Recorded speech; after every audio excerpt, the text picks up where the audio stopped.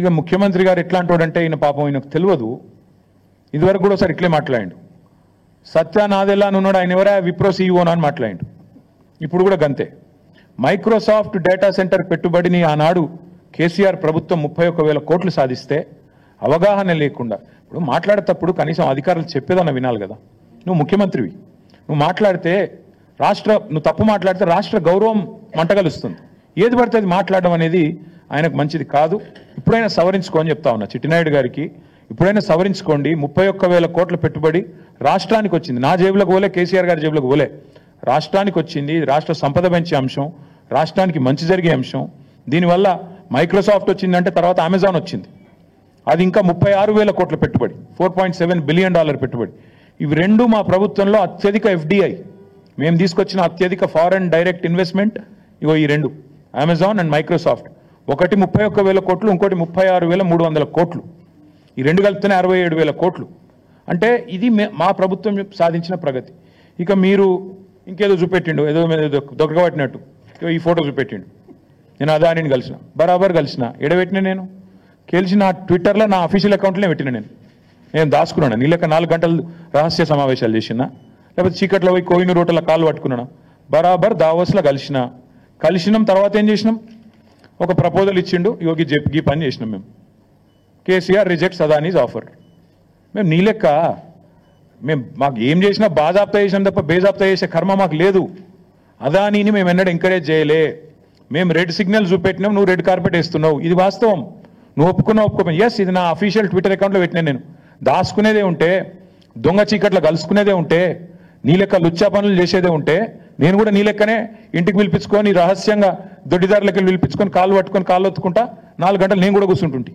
కానీ నీలాగా నాకు చిల్లర పనులు చేసే అలవాటు లేదు. నువ్వు తిట్టున్నా, నువ్వు నాకేం ఫరకూడదు. తిడుతున్నావు, తెల్లారు లేస్తే సైకో, నేను సైకోనట. మరి నువ్వేంది సాడిస్టువా? ప్రజలను కొండారెడ్డిపల్లిలో నాకు తెలియక అడుగుతా, కొండారెడ్డిపల్లి నీ సొంతూరు. నీ సొంతూరులో ఒక 85 ఏళ్ళ పెద్ద మనిషి సాయిరెడ్డి గారు, మాజీ సర్పంచ్, నీకోసం పనిచేసిండు మొన్న ఎలక్షన్లో. నీ ఫోటో ఇక్కడ గుండె మీద బ్యాడ్జ్ మీద పెట్టుకుని పాప నీకోసం తిరిగిండు పెద్ద మనిషి.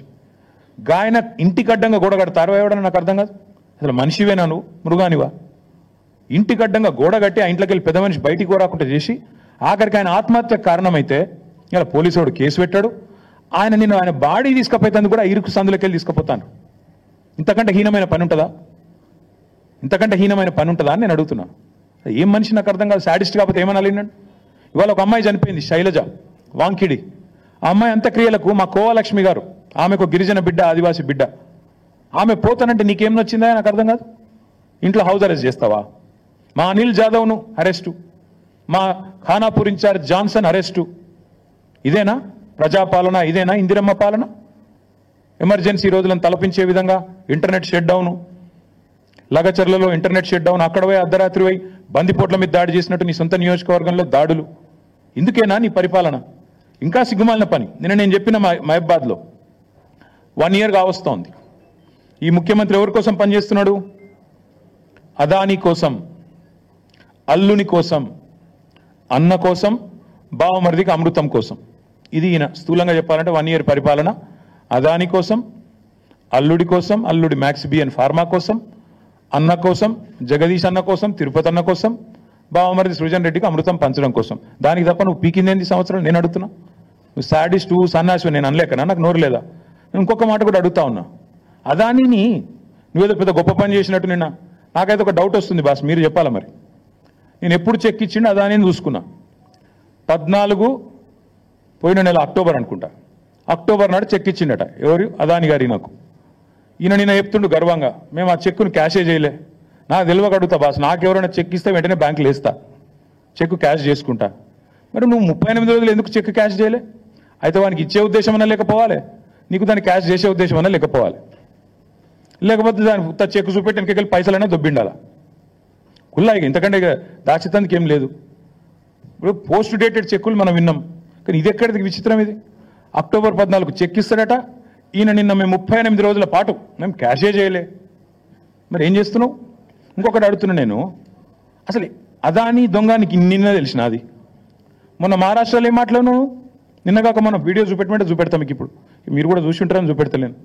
ఒక గజ దొంగ గుజరాత్కి వెళ్ళి వచ్చి ధారావి ల్యాండ్ ఎత్తుకపోతుండు, అక్కడ మాట్లాడతావు. ఇక్కడికి వచ్చేమో మళ్ళీ నిన్న సుధపూస లెక్క కూర్చొని నిన్ననే తెలిసింది నాకు దొంగ అని, రాహుల్ గాంధీ నెత్తిమికెళ్ళి 2 చంపంగానే తెలిసింది, ఇదివరకు తెలియదు అన్నట్టు మళ్ళీ యాక్టింగ్ లేంది, స్వాతిముత్యం యాక్టింగ్లు. నేను అనేది అదే, మొన్న గజ దొంగ అయినోడు నేను ఇక్కడ రాగానే సత్యపూస అయిందా?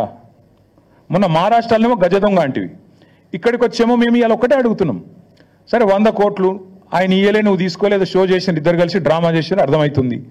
ఆ చెక్కు ఇయ్యలేదు, ఈయన వేయలేదు, అది క్యాష్ కాలేదు, నువ్వు వెనకకి ఇచ్చిందే లేదు. ఇక రెండోది 12,400 కోట్లు అన్న నువ్వు ఇచ్చిన లిస్టే. పంప్డ్ స్టోరేజ్ యూనిట్ అట. అది తెలంగాణలో పంప్డ్ స్టోరేజ్ పాలసీ ఉందా అండి? పంప్డ్ స్టోరేజ్ అంటే తెలంగాణలో పాలసీ ఉందా? మరి